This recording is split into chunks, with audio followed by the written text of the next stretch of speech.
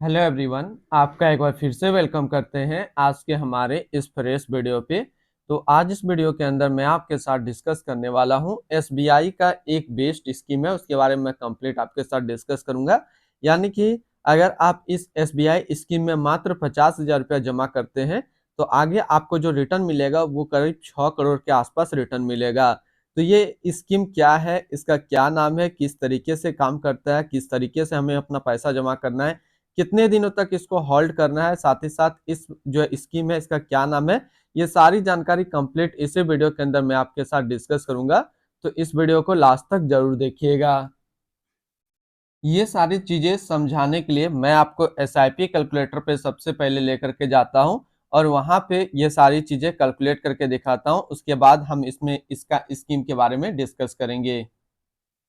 तो अभी हमने एसआईपी कैलकुलेटर ओपन किया है। यहाँ पे आप देखेंगे कि ये जो स्कीम है इसमें आपको एक बार में 50,000 रुपया जमा करना है और ये जो स्कीम है इसका एनुअल रिटर्न है 27.09% का। तो पहले 10 साल का कैलकुलेशन देखते हैं। तो 10 साल में जो आपका पैसा जमा होगा वो तो 50,000 रुपया ही रहेगा, लेकिन आपको जो रिटर्न मिलेगा वो मिलेगा 5,49,647 रुपया। ये सबसे पहले हम लोगों ने देखा 10 साल का कैलकुलेशन। अब हम इसको टाइम पीरियड को थोड़ा सा और बढ़ा देते हैं, अब कर देते हैं इसको 20 साल। तो 20 साल में आपका पैसा जमा जो है वो 50,000 रुपया ही रहेगा। आपको जो एस्टिमेट रिटर्न मिलेगा यानी कि करीब 60,42,235 रुपया का। अब हम थोड़ा सा टाइम पीरियड को और बढ़ा देते हैं, अब कर देते हैं इसको 30 साल। तो 30 साल में देखेंगे आपका जो 50,000 रुपया था वो तो 50,000 रुपया ही रहेगा इन्वेस्टेड अमाउंट, लेकिन जो आपके पैसे का टोटल वैल्यू रहेगा वो रहेगा 6,64,21,915 रुपया। यानी कि ये जो स्कीम है इसमें आपको एक बार में 50,000 रुपया जमा करना है। इसका एनुअल रिटर्न 27.09% है। इसको आपको होल्ड करना है 30 साल। 30 साल के बाद आपका जमा पैसा तो 50,000 ही रहेगा, लेकिन आपको जो रिटर्न मिलेगा वो मिलेगा 6,64,21,915 रुपया। अब हम लोग बात करते हैं ये जो स्कीम है इसका क्या नाम है और इसका पूरा डिटेल्स में अब हम लोग बात करते हैं। ये जो स्कीम है इसका नाम है SBI Nifty next 50 index fund diet growth. ये एक अदर म्यूचुअल फंड है जो कि इंडेक्स कैटेगरी के अंदर आता है और ये काफी हाई रिस्क म्यूचुअल फंड है। इसने जो पिछले एक साल में रिटर्न दिया वो 64.56% का रिटर्न दिया है।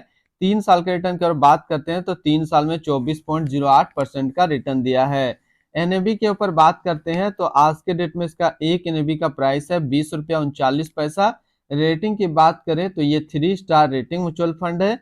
इसमें आप मिनिमम एसआईपी अमाउंट 500 रुपया लगा सकते हैं और इसका फंड साइज है 1,073 करोड़ का।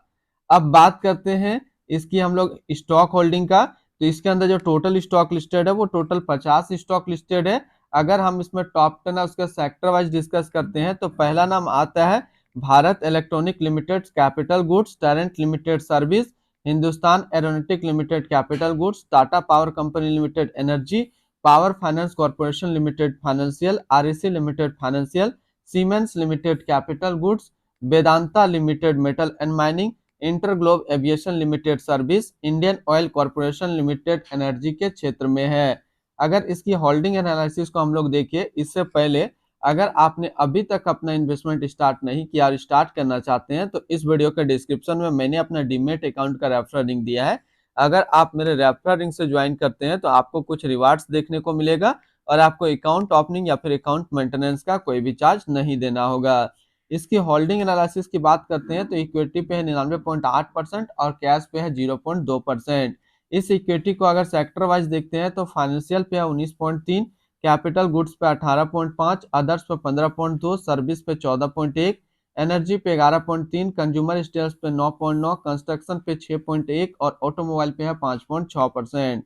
इसकी एडवांस रेशियो की अगर बात करते हैं तो इसका प्राइस टू अर्निंग रेशियो 26.65 और पीबी रेशियो 4.67। अब हम लोग बात कर लेते हैं इसकी एक्सपेंस रेशियो के ऊपर में। तो इनका जो एक्सपेंस रेशियो वो है 0.33% का। एग्जिट लोड की बात करते हैं, अगर आप इन्वेस्ट किया हुआ पैसा 30 दिनों के अंदर निकालेंगे तो फिर आपको 0.25% का एग्जिट लोड देना होगा। और स्टम्प ड्यूटी की बात करते हैं तो स्टम्प ड्यूटी है 0.005%। टैक्स इम्प्लानेशन की बात करते हैं, अगर आप इन्वेस्ट किया हुआ पैसा एक साल के अंदर निकालेंगे तो जो भी आपका रिटर्न होगा उस पर 20% का आपको टैक्स पेमेंट करना पड़ेगा। अगर आप 1 साल के बाद इससे अपना पैसा निकालते हैं, 1 साल में 1,25,000 का रिटर्न बनता है, तो फिर आपको 12.5% का यहाँ पे टैक्स पेमेंट करना होगा। अब हम लोग बात कर लेते हैं इसकी fund house and investment objects को। तो SBI mutual fund total assist में इंडिया पे नंबर 1 पे रैंक करता है। इसका टोटल असिस्ट अंडर मैनेजमेंट है 10,37,900 करोड़ का। बात करते हैं SBI Nifty next 50 index fund direct growth, ये एक अदर म्यूचुअल फंड है जो कि लॉन्च किया गया एसबीआई म्यूचुअल फंड की तरफ से। रवि प्रकाश शर्मा अभी इस फंड का करंट फंड मैनेजर है। इस फंड का करंटली असिस्ट अंडर मैनेजमेंट है 10,37,900 करोड़ का, और लेटेस्ट ने भी है 20 रुपया 39 पैसा। बात करते हैं SBI Nifty next 50 index fund direct growth, ये एक काफी हाई रिस्क म्यूचुअल फंड है। इसमें मिनिमम एसआईपी अमाउंट 500 रुपये का सेट किया गया है और मिनिमम लमसम 5,000 रुपये का सेट किया गया है। अगर आप इन्वेस्ट किया हुआ पैसा 30 दिनों के अंदर निकालेंगे तो फिर आपको 0.25% का एग्जिट लोड देना होगा। और इसकी फंड बेंचमार्क की अगर बात करते हैं तो इसका फंड बेंचमार्क है Nifty next 50 total return index. तो आज इस वीडियो के अंदर मैंने आपके साथ डिस्कस किया एसबीआई का एक बेस्ट स्कीम। फिर मिलते हैं हम लोग नेक्स्ट को इस तरीके का वीडियो की अच्छी जानकारी को लेकर के।